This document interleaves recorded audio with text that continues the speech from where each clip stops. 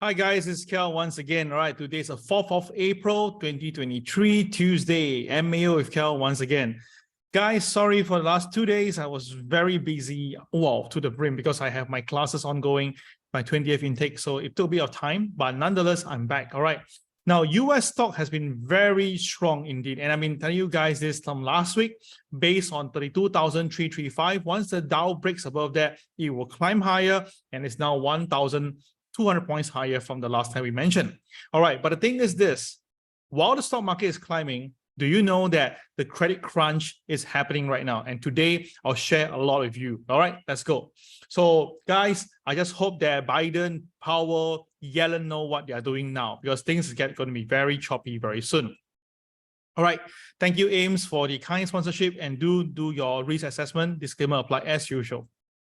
Now, let's take a look at what happened the last night. All right, the Dow Jones up by 327 points and the NASDAQ down by 33 points. Now, of course, I've been telling you guys about this. The NASDAQ will be coming off a bit because now with the crude oil price going higher, that will definitely shake some confidence and inflation worries. This is something that you must understand. And of course, we can see that Microsoft was flat yesterday, Apple was up a bit, Google was up a bit, Meta was up, but the one that caught everybody's attention was Tesla. Tesla itself is down by 6%. Now, we all know that they failed to deliver their cars, the amount wasn't there. All right, but remember this, I told you guys, anything above $210 is time to short some Tesla. And of course, let's take a look right now. We all know that both S&P 500 and the Dow has been continuing up for 4 days in a row. So I suspect that tonight, Tuesday, 4th of April, there will be some profit taking. All right. So main thing is that OPEC announced that OPEC Plus announced that it's slashing output by 1.16 million barrels of oil per day. Now, this is something that I said many weeks ago. I told you guys a very good chance crude oil will be going up. And I also mentioned that this OPEC will likely be doing cutting, right? And it's all happening right now, especially after Xi Jinping has went to Saudi Arabia to talk to them. And we have been saying this before, whenever he goes anywhere, you should know that things may happen very soon. So all these speaks for itself. And of course, the energy select sector SPDR XLE went up by 4% in a single day itself. All right. So of course, with the crude oil price higher, naturally inflation will be in the limelight. And I cannot deny this to tell you that, guys, I think that it's time to take some profit. Now, I mean, I admit this, guys. I expected the market to stop at 4050. Honestly, that is where I expected the market to stop. So slap in the face, I was wrong. All right, the market went higher, but to me now, this is a better price. In fact, to me now, right, 4124, this price is a brilliant price to take some profit.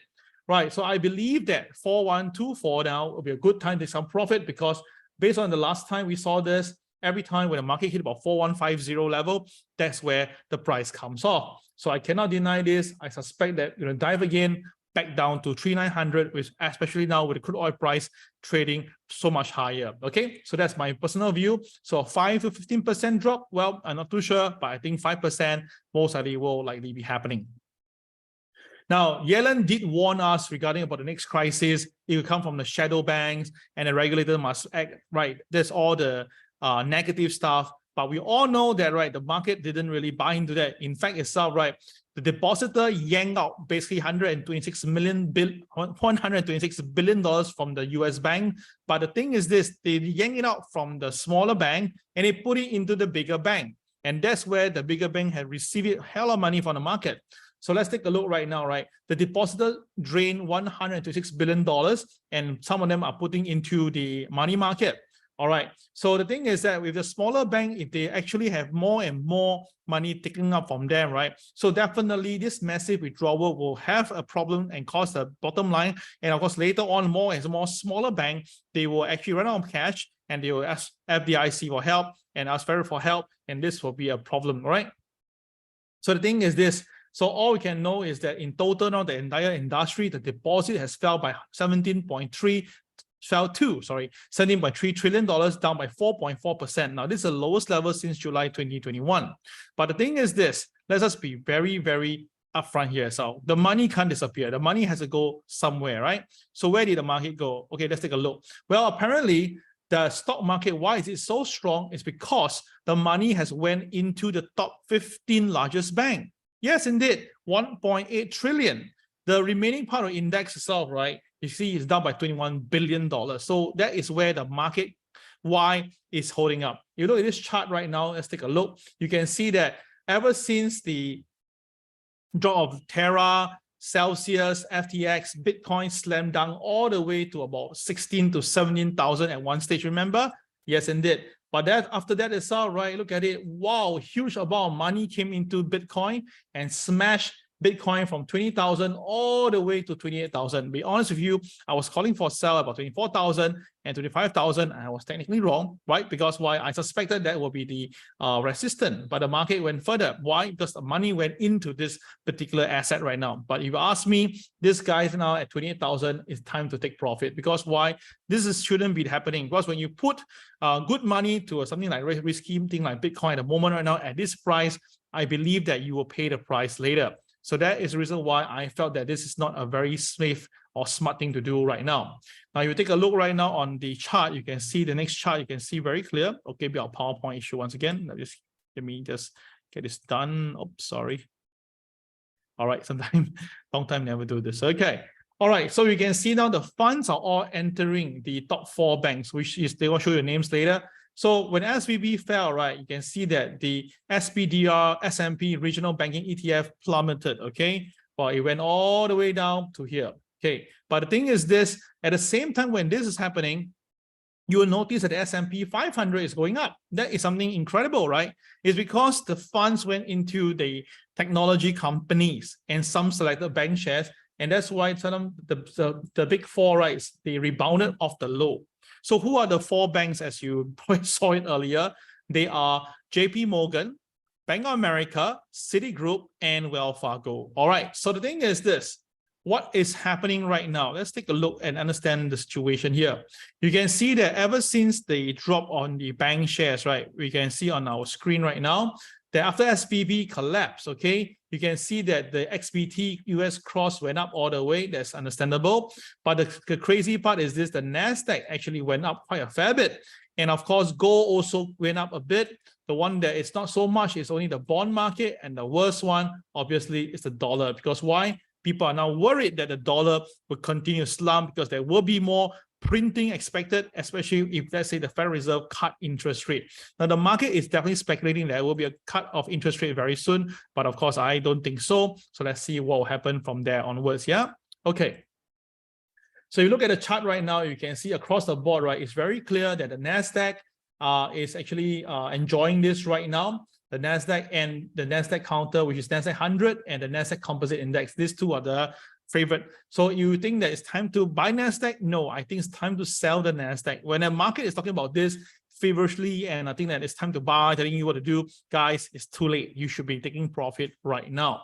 So we can see that Charles Schwab's is having issue right now, the cash. In fact, Charles Schwab hit by the worst month since 1987. Wow, that's a Wall Street crash. The stock tumbled 33% in March, wiping out $47 billion in value. So what is happening because of the earning power? And that's not only Charles Schwab's, right? We're talking about people who bet on Credit Suisse. Wow, some hedge fund actually made $30 million in a few days, thanks to the well-timed bet on Credit Suisse. Well, guys, I also make some money, but of course not as crazy as this guy. But the more important thing is that this is not going to be the end yet. So that's why Roubini, he believed that there will be an economic and financial crash coming in. Now, I repeat myself, I don't think that will be a financial crash, but I believe that there will be some selling very soon. So let's hear what Roubini has to say.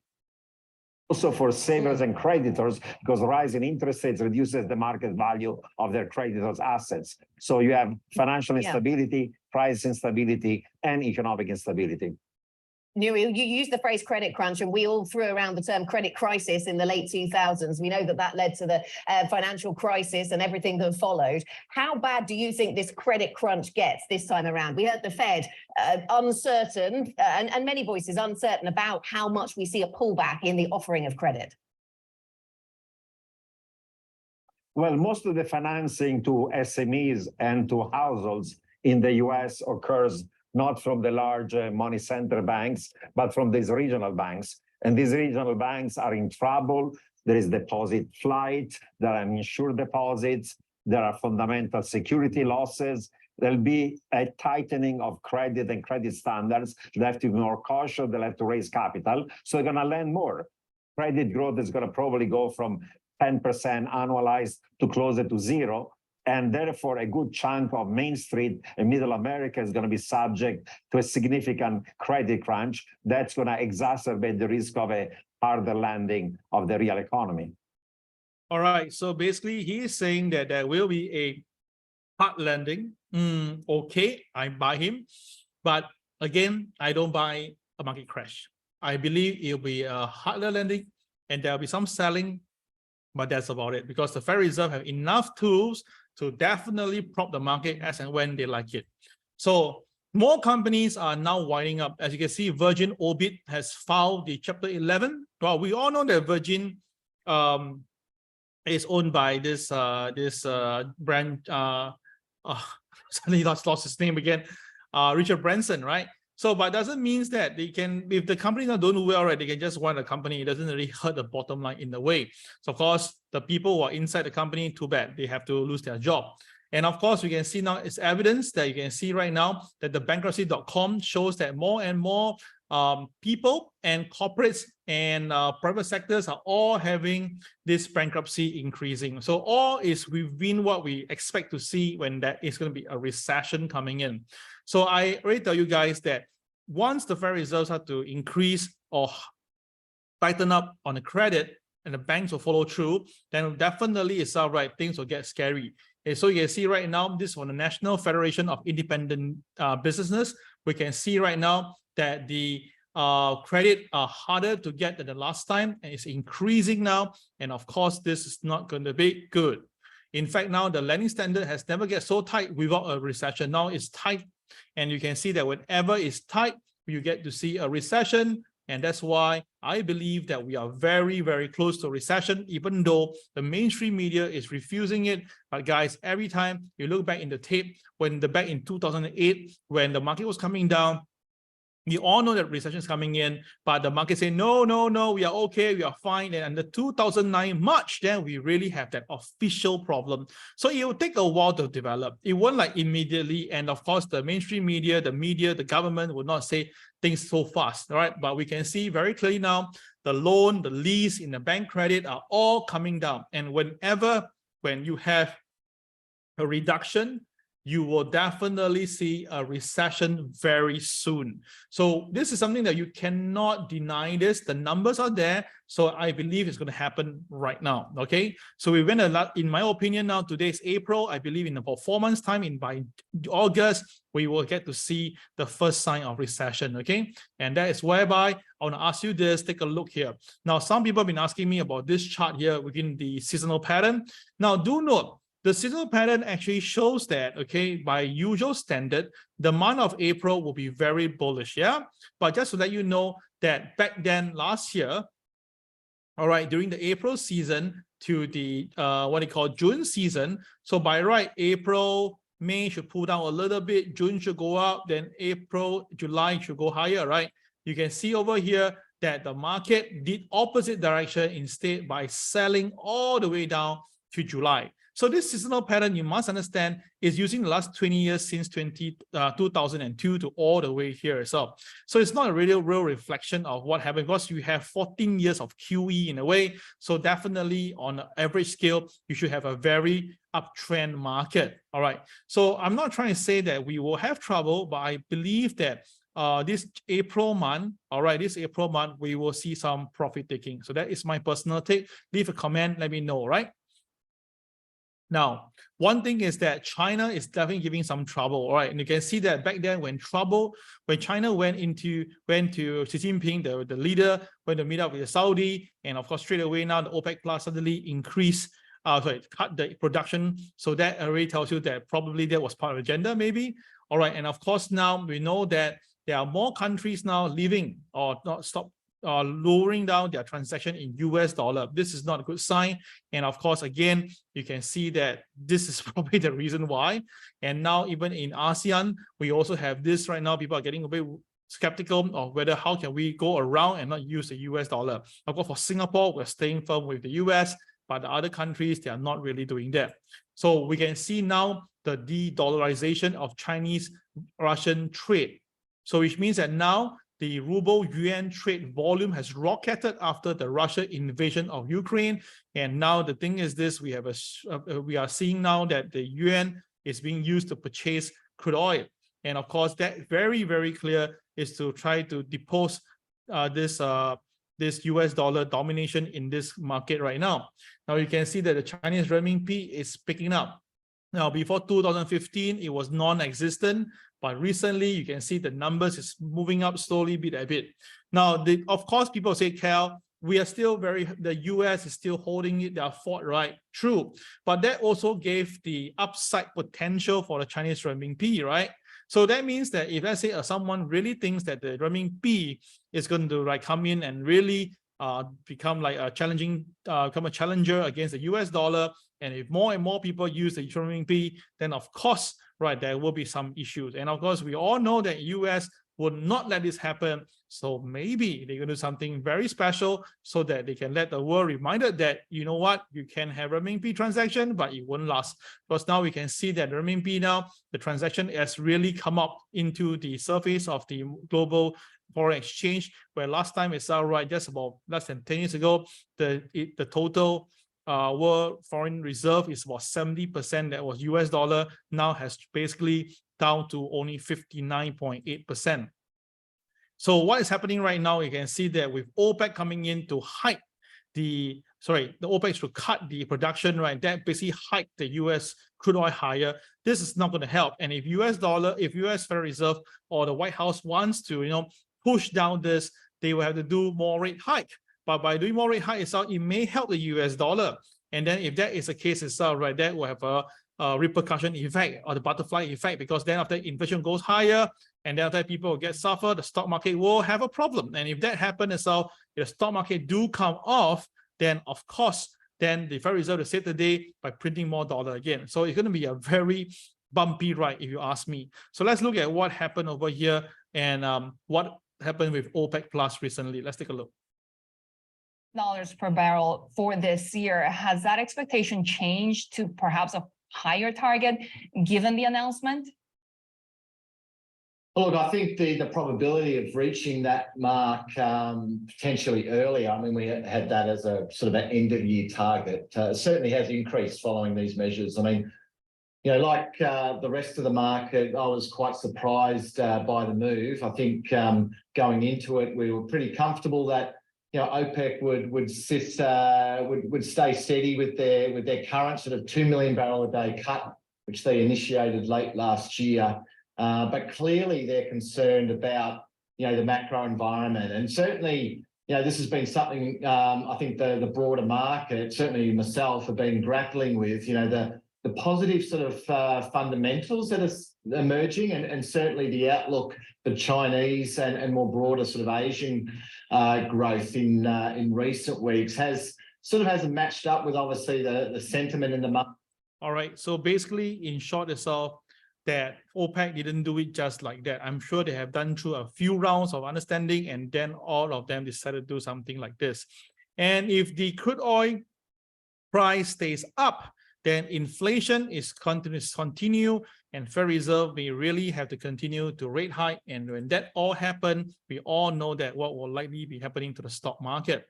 So just to let you know that this is how it is right now. I have explained to you guys back then, it was a buy on crude oil at $62 to $64. Hopefully you remember that. And I said that recently when this Warren Buffett bought OXY, remember? I told you guys that if Warren Buffett buy OXY, pretty sure very soon the US crude oil will be going up. And truth be told, we can see right now the US crude oil really shoot up to $81 right now. Now, after a big gap, we expect the crude oil to do some profit taking, which it did a little bit. But if you look at the chart right now, it stays above the 100-day and 150-day moving average. Hence, therefore, that means the next target could be as high as $84. And I'm not half surprised this will be traded, because I told you guys that I strongly believe eventually we will see the $96 target by probably end of the year. And if a bit of luck, we can even see $100. So all this thing will mention in my previous MAO. So quickly, guys, take a look at the previous MAO and see whether you got what I share with you. And of course, if that all happened, I believe OXY will trade higher. All right, congratulations to those who bought OXY together with us. And of course, to wrap it up right, guys, I don't like the VIX. The VIX shows that we're going to have another trouble soon. The VIX, the last time we saw this was in February, whereby it stayed down to about 18, and then it went all the way up to 22. The stock market down by about 500 points for the Dow Jones.